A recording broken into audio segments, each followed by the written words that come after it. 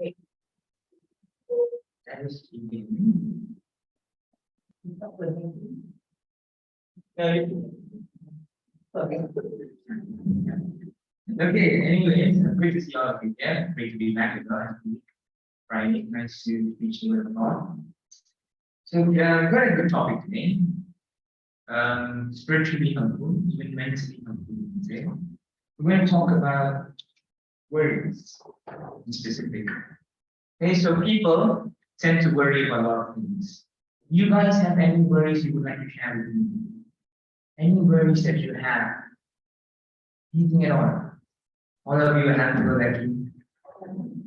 No worries whatsoever. Yes, go on. Sorry? You share your worries with Jesus. Anything else? Not worry about your future, yes? I see you shaking your head.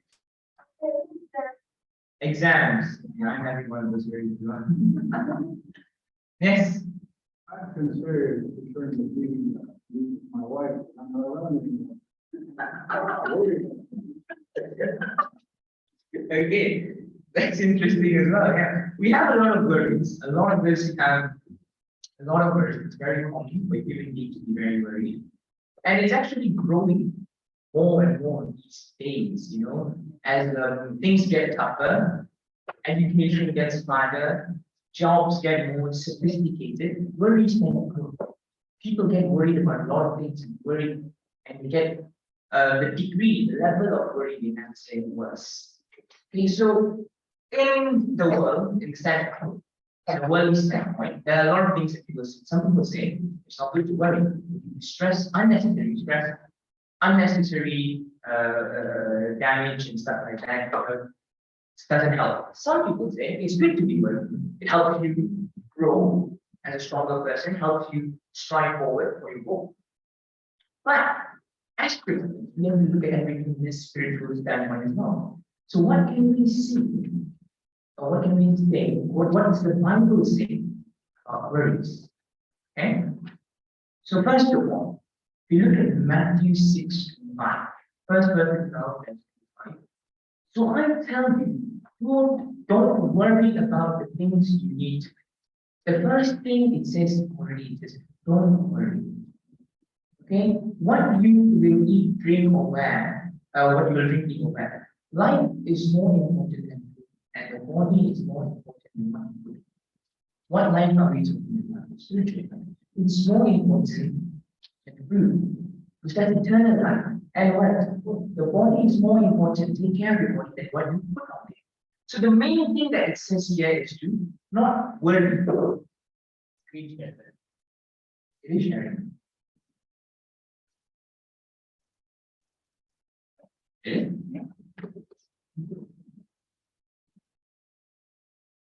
What? Okay. So the main thing it says is don't worry. Now, if we go into specifics,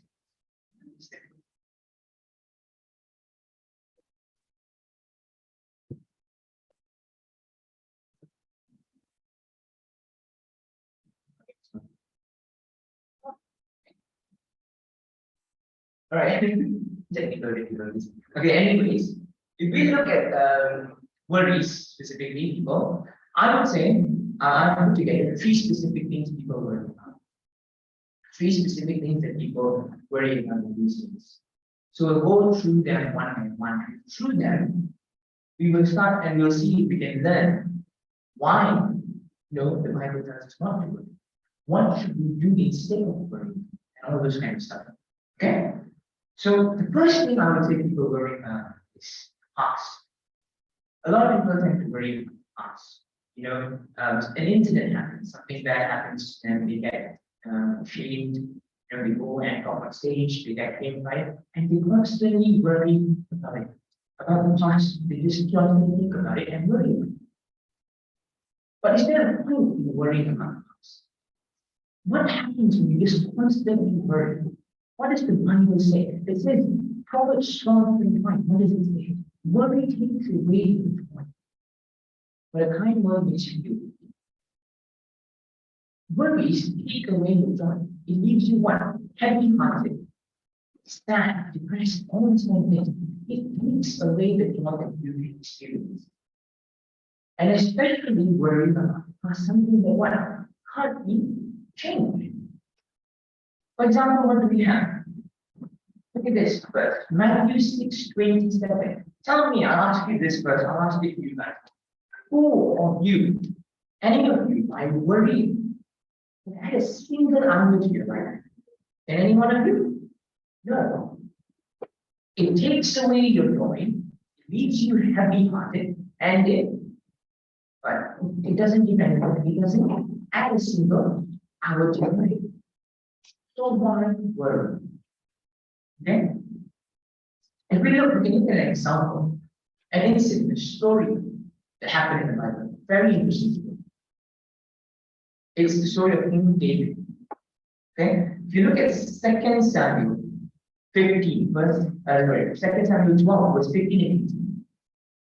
An incident happens. So what happens? Okay, so let's read through the verse and I'll explain. Cut it down short, so that because it's quite a long story. So then Nathan went home, and the Lord caused the baby boy who was born to David and Uriah's wife to become very sick.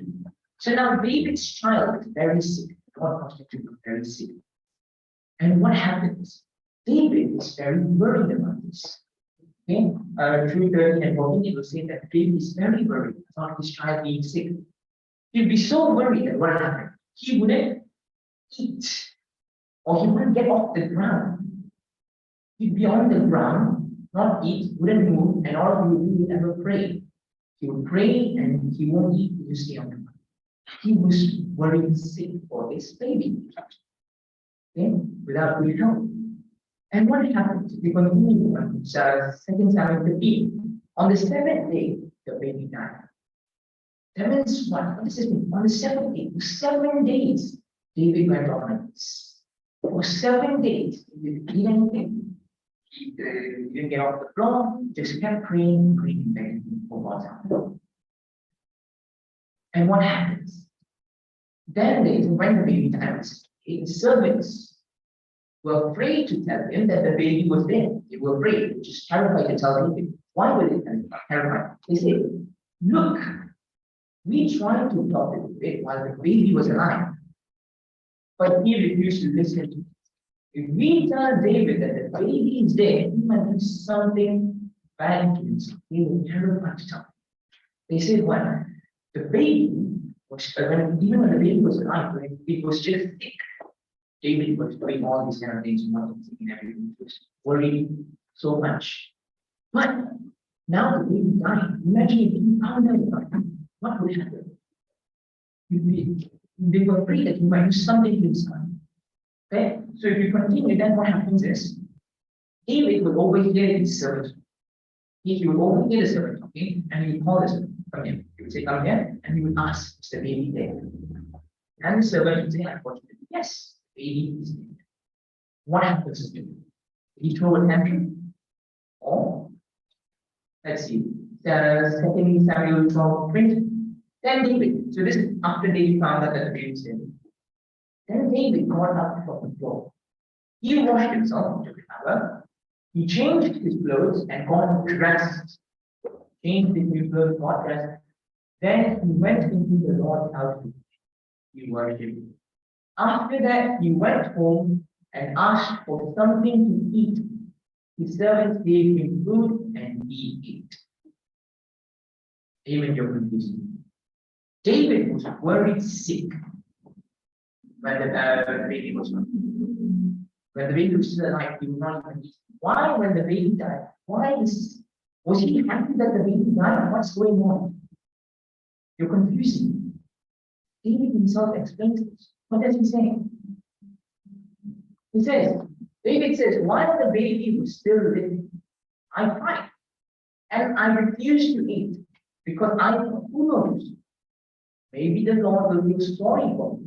And then the baby lived. He thought maybe Lord will show empathy. And through that, he would let the baby live. But now, the baby is there. So can I bring back the baby to life? No. Can I bring the baby back to life? No. Someday I will go to him, but he cannot come back to me. What does this say? He can change the future. One day I will go to him. He can decide that. You know, you can follow the way God and he can go to him. You can change the future by what? And he cannot come back. What is done. What is past is past. So there's no point worrying about the future. You know how many accidents happen in the world? Countless numbers of accidents, road accidents, work accidents, all kinds of things happen daily. And countless people lose a living. They get their leg amputated or their hand amputated. Something like that. And what's the first thing they do?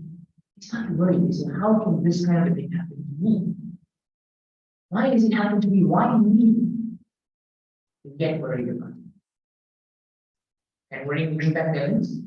No. What should they look for? What should they do instead of worrying? They have to look at Philippians 3:13. Brothers and sisters, I know that I still have a long way to go. But there is one thing I do. I forget what is in the past and I try as hard as I can to reach the goal before me. That's what is supposed to do. I have to forget what is in the past. Forget what is in the past. You know, some congregations, they give something called a testimony. Does everyone here know what a testimony is? No?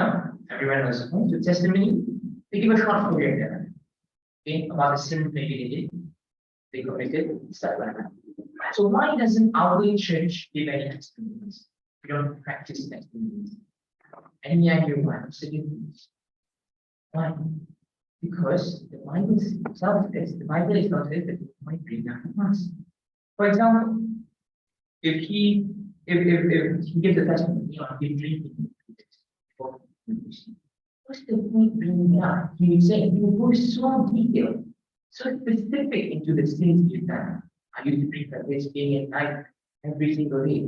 He would give such specific detail that the person listening to that testimony might go and bury. Understand? What should people learn from the Bible? When you preach, God said, preach the word of God. Preach the Bible. Giving those stories is kind of not useful. They should learn, they should be encouraged from the word of God, stories of the Bible. Because that's what is commanded. What else? Sometimes they might have they say, well, before I found Christ, I used to be in a very terrible condition. But after I found Christ, I got a promotion. I secured bought a new house, all this kind of stuff. So now where is the attention going to go to? To where? To the Williams. They would think, what? I come into Christianity, God will bless me. That's their main goal. Their main goal is not to God, not to praise God, but to satisfy them. Worldliness, to eliminate their worries. Worldly worries. Which is why we don't practice testimonies in our church. Why don't we practice? Because, like the Bible says, I keep running hard towards the finish. I don't look back. I will keep running hard towards the finish line to get the prize that is mine, because God has called me through Christ Jesus to live up there in heaven. Philippians 3. What is the prize? What was the goal we were running for? Place up in heaven. A reservation with our name. That's the price we should go for. That's why we should go forward, not backwards. No point living, no point worrying about the past. We should always look towards the future. Okay? Always look towards the future. Your future, your life where? Not in earth, but in heaven. Spiritual. Okay? So that is one of the worries that people have these days. The worries about the past. What else other worries are there? For example, another worry we have is things that are supposed to happen. What do I mean by things that are supposed to happen? Things like, a person wakes up in the morning, goes to the mirror, and when he looks in the mirror, he sees a white hat. That's it. Gets incredibly worried. Oh, growing old. He gets wrinkles on his face, he gets even more worried. He loses a teeth or two. He gets even more worried. That's it. I'm getting old. What do they think? They get worried. I don't want to look old. I don't want to grow old. I want to look young. I want to look beautiful. I want to look handsome. That's their worry. Now, but what are these? These are things that are supposed to happen. Everyone's hair grows white. There's several people here with white hair. Right? Yeah, everyone grows old. They grow white hair. Everyone loses it. Everyone gets wrinkles. That's a nature. That's nature. That is what is supposed to. It doesn't just happen. That happens to everyone. But they get worried about this kind of stuff. What else is supposed to happen? That people die. That is something which is common. Plenty of people die. It might be saddening, it might be sad, but it doesn't. For example, we go to a house, okay, if you see in a family, if there's death after death, sometimes I've seen my friends' families, So one of the family members died, and then like a month later, another family. Another month later, another family. So the first thing they get worried, and then the first thing they ask is, has someone cursed my family? Someone cursed my family, or am I doing that next? They start to get worried. They start to get worried about death. Now, it is something big. It's a transition from what? From this worldly life to our heavenly life. And it might be terrifying for worldly people, the people of the world. Do you know that I actually searched this up? And I'm not sure if it was 2022, but I think 2020 or 2019. The fear of dying was the second most feared thing, second most worthy thing of mankind. People are afraid. But as Christians, are we supposed to worry about that?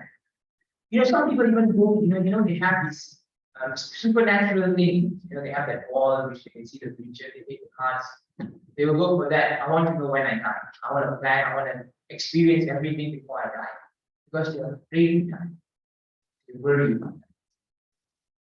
So as Christians, what are we supposed to do? How are we supposed to look at that? And is that something that we decide? No. Who decides that? What is that? That is what? Hebrews 9:27. It is appointed for man to die once, but after this, the judgment. Man should not die twice, not thrice, only once. Who gave this? It's a command. Command by whom? By God. That is you completing your work, fulfilling His command. Okay? Your transition to your eternal. But there are Christians here. Now they don't worry about dying. They get very depressed thinking about them dying in the future. They get slight chest pain. They say, "Oh, they're not going to live for long time." God, they start worrying. What have they got? That's the worry that's not supposed to be there, especially for Christians. We are spiritual people. We look past that. Life is a test. Death is a gift for us. I'm not saying death is good. I'm not saying you go home and jump off your house or something. I'm saying God will follow you. How do I know God will follow you? It says here, Romans 8:28. We know that we know that in all things, God works for the good of people, for those who love Him and who have been called according to His purpose. God will call you according to His purpose. We don't call it that, we call it purpose. It's a purpose which you have to fulfill. It's a command that God is given, and He does it for what? For the good of those people. He will know when to follow, and He will know why. What's the reason? That's a plan for everything. So there's no point worrying about that. It's something spiritual and a gift for Christianity. Okay? That's also very common. I want to put this in because a lot of people actually worry about that. Yeah, a lot of people. Okay, and the third word. This is something, so we've seen about the past. People worrying about the past, people worrying about things that are going to happen. Their hair is white, everything like that, they start worrying about very old for time. And it is not, it is something which is supposed to happen. Shouldn't be worried about. And the third thing that people get worried about a lot is what will happen tomorrow. This, I would say, is the most things people worry about. Especially students, parents worry, what will my child be doing? How will my son be doing? How will my daughter be doing? How will I be doing? Can I get a good job in the future? All these worries, they worry. I've got friends, families, who's constantly worried about the future, constantly fighting for university, constantly just being so depressed because the exams are closed. All these kind of things. You worry about the future. But remember, in James 4:14, remember, you don't know what will happen. Life is like a fog. You can see it for a short time, but then it goes away. You know what's a fog? A fog is like a mist. Clouds, in cold places or in humid places. It's a mist that you can see for a short time, but then if it's blown by the wind, it disappears. That's how your life is. You will never know when you're going to go. You can only live as long as God permits you. Alright? So how should we live? So you should say, if the Lord wants, we will live and do this on James 4. If the Lord permits, we come to church every Sunday. We come and want to be thank you for this wonderful reason. Start off with a prayer. We thank to this opportunity to gather here. Why? Because He permitted. It's His will that we are able to gather. Everything He does it for a purpose, and He allows it, which is why we are able to. So tomorrow's future is in whose hands specifically? God's hands. We can plan as much as we want, but you will never know what's going to happen. You cannot be for sure what's going to happen. He will decide. Let Him decide for you. Why do I say let Him decide for you? Because in Isaiah 55:8, the Lord says, my thoughts are not like yours. Your ways are not like mine. God's thinking is different. Very different. He has a plan for each and one of us. His ways of executing that plan is very different from ours. If humans can be very smart, creating all kinds of technology, imagine the knowledge what it's all known. So imagine the thoughts you have. You can't think like him. His thought is not the same as ours. So instead of you telling that, let God has in your life. If you look at the story of Ruth, everyone know Ruth? You know Ruth. Ruth, Naomi, and Orpah. Beautiful story. What happens? Naomi is mother for Ruth and Orpah. Okay, so these people go to a new city. They bring their husband, the father, or they bring go to a new city. And when they go to a new city, what happens? All the men die. Father and two husbands passed away. So now they are left with Naomi, the mother-in-law, and her two daughter-in-law, Orpah and Ruth. So now the mother-in-law says to both of her to both of her daughter-in-law, she says, go back to your family. Because they came back to it, they came to a new city, right? So now he said, go back to your family, go back to the city, the family with you. Go back because you can't leave it. It's going to be tough. It's going to be difficult. No men, there's no people to support us. Now there are two decisions made. Okay, the option was given to both Orpah and Ruth. Orpah left. She said, yeah, okay, I agree. I can't live here, it's going to be hard to feed the family and everything. I have to work. So she left, she went back to the family. Ruth, however, stayed. Why? Ruth knew that her mother-in-law now was a faithful person, someone close to God. And she loved God. And she trusted that God would provide for her. So what did she do? Instead of going back to her family, she stayed with her mother-in-law. She stayed with her mother-in-law, took care of her mother-in-law. She went working, feeding her mother-in-law. She went through all that trouble because she knew in the end, one day, God would bless her. And what happened to her? She got married. So the boss, she was working. And where she worked, she got married to the owner, the boss. And she got a stable lifestyle. After that, she got a stable lifestyle.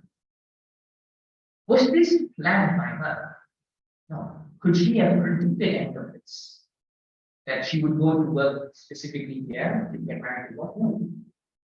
She surrounded her life, she revolved her life around God. Whatever she did, she prioritized God. Orpah left. What did she prioritize? What did she plan in her future? She planned her worldly son.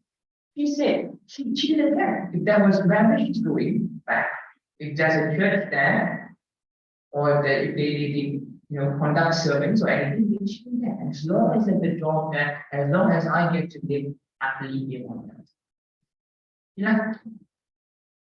She didn't care about that. She didn't care if there was a church in that area or anything else important. So we can see two people again.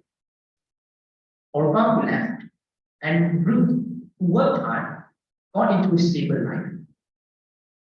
And mainly loved God. And the blessing, there's even more blessing than that, than just Ruth becoming stable in her life, getting married to God. That's just part of the blessing.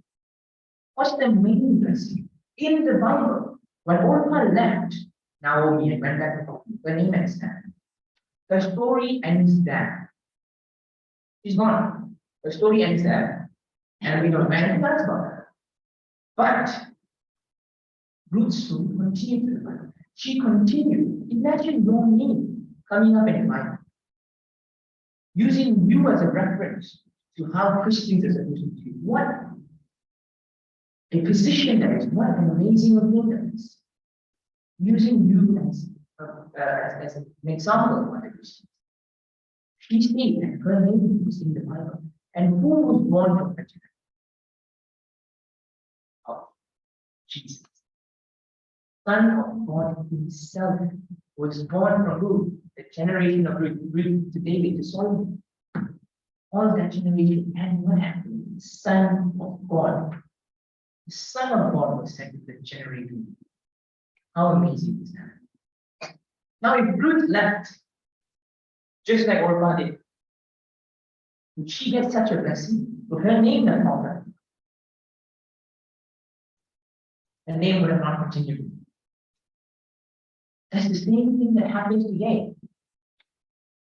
People, Christians, what are we supposed to do? What is commanded on Sunday? Come to church, take your Lord's Supper, hear the sermon, pray, closing prayer for a complete cycle, right? We have to do a complete cycle. It's commanded specifically on the as to what we're supposed to do. What people have is, oh, I can't make it because I'll get fired from the job. I have to work, I have to feed my family. Where are they during service? They are working. Can they give such excuse? Did Ruth give such excuse? No. No. We have always have to prioritize what's important. So you cannot plan your future. God plans. But if you want God to do good things to you, you have to what? Love Him. God does good things to whoever who loves Him. So you have to love Him first. So make your world revolve around Him. Now, they say money, the world revolves around money. No. Make your world revolve around Him. Who is our future? Christ is our future. We sacrifice ourselves. Give your future. He will take care. Trust Him. Okay? So don't give excuses. I can't come to church because I have to work or all those kind of things. I have to study. I have to do this, I have to do that. I can't give those kind of excuses. You have to be good. Then your future is good. He will secure your future. Trust Him. All you have to do is trust Him. Okay? So worrying about your future is something the same as worrying about the past. Because you will not know what is going to happen. In the past, you can't fix it. Whatever is happening is happening. In the future, you don't know what's going to happen. It's in His hand. But if you're going to be worried, don't be worried about your worldly life. Aim for your spiritual life, not the life the devil gives you, but the life Jesus gives. That's the life. Okay? So there's no point worrying about the future. Or I might say, don't worry a lot about it. Plan if you want. I want to buy a house. I want to make my kids study here, study that. You can plan. Worry. Worry doesn't add a single hour to your life. Takes away your joy. So what's the point? Don't worry, plan. You need plan. Don't worry. Okay? We end this with the last verse. So don't worry about it. Each day has enough trouble of its own. Tomorrow will have its worries will come and go. One day you have one worry, another day you have another. Wise people. You can see if someone is wise, spiritually wise. They're diverse by the word of God. You can see someone wise in what they can handle those things. They don't get depressed. They know what to worry about. They know what not to worry about. Do you think they will worry about their worldly life? A spiritual person? No. All they ever see is that goal they have to reach. They will keep running forward to the goal that is a life reservation. Yeah. Okay? Exactly, that's how we're supposed to be. So how are we supposed to be wise? We go and catch the right goal. Worry for the right goal. The right goal. Okay? Right, so that's all I have for today. Any questions? Or any add-ons at all? Yes, Brother Vicky. See, Bible told us that we have to put our body to condition. So we have to follow, in order to give many more years to come, we have to protect our heart. The different things, different things like, keep drinking, alcohol, or certain things you're not supposed to take, but if you just take it, the life becomes short. Yeah. So we have to think of that approach to prolong our life. To prolong our lives. Yeah, as commanded, yes. Look at Hebrews chapter 2. It said Jesus came, freed those who all their lives were held captive by the fear of death. I always say, the older I get, the worst things that can happen to a Christian is dying. It's just a transition, like you said. It's a good turn.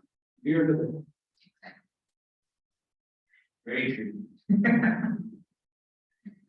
So, okay, so that's all. So yeah, always keep yourself, check people to change from the way you live, just like how Jesus evangelized people to live.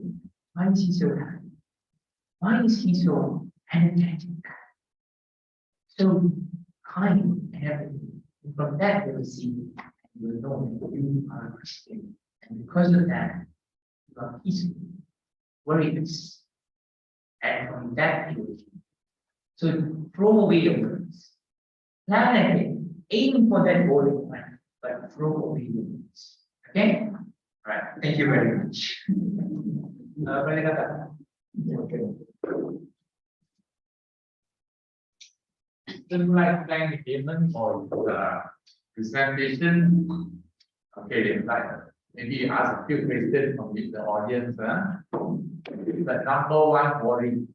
Anyone? The number one worry. Someone already answered. What's the number one worry in the world? Yeah, correct. Oh, that's number one. When I What great answer. Okay. Okay, how do you stop worrying? I would be I would be worse. Okay. All right. We know that we are supposed to stop worrying. How do we stop worrying? Let's say, there's an example of a person having cancer. All right. One day, the preacher invited me for tea. Then you look at him smiling. Then, you know why? He asked him, why are you happy? Because he has laid all his worries upon God. How? Yeah. You know, God loves when a person has problems. The reason why God allowed it is so that it will come to you. So that is one. And you know what happened to the person who had cancer?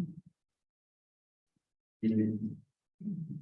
That's a good story, again. Okay. So that's number one is that number one worry is that. Number two is that how do we stop worrying? Prayer. So you have to keep on praying. Now, number third question, can you control the future? You can't control. That's right. So, how do you know that we cannot control the future? I know a lot of them plan for the future, right? Like you mentioned, you should worry about what you're going to eat, what you're going to do, working overtime then. How do you know that you cannot control the future? Because Jesus himself said, I didn't know when I'll be coming back. Right? Only God knows. So when you're going to go after this life is over, we don't know what day will be your day of death, isn't it? Recently, Ben Blake just passed away, old member. He was a very active member, song leader, preacher, teacher. After he further his career, worked for Amazon, went over to China, then became a financial controller, came back. Then after that, there was a period, just 5 years ago, because he had a heart problem. That brought him back to God. Because that was the end, but that allowed him those 5 years to go back to church and become people services. That is just part of it. So that's how life goes. So, any other questions? If there's not, we'd like to thank you for your gratitude. Appreciate all of you. Now the light is on. I'm invited to take a picture of your smiling faces. You know why not? Because you're not very Okay, thank you for your happy lesson. So now it means you, after that we have a fellowship supper. So we like to call on, yeah, yeah, Israel is here. He's Israel with no prayer. So like he said, let's all stand.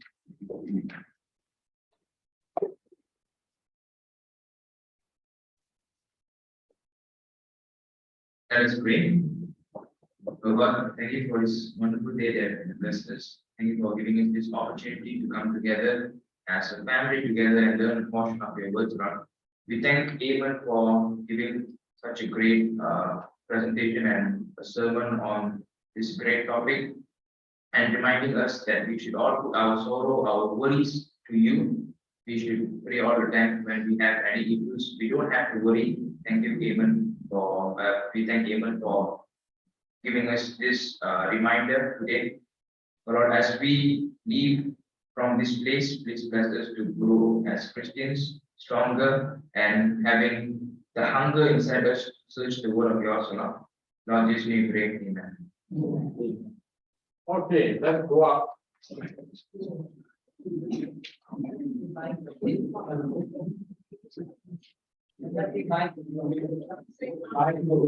Oh, okay, bye bye.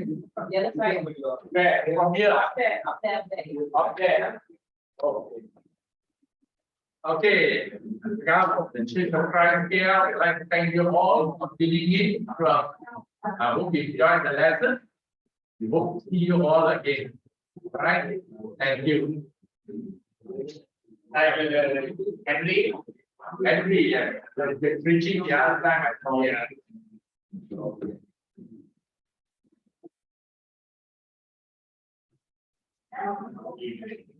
I mean, better. I hear you. Cannot hear. Oh, sorry. Aemon, thank you very much. Thank you. Good lesson. Thank you so much. Yeah. Stop boring and start living. Yeah, stop worrying. Okay, brother, thank you so much. Okay, brother. See you Okay, next time. bye-bye. Bye. Bye. Okay.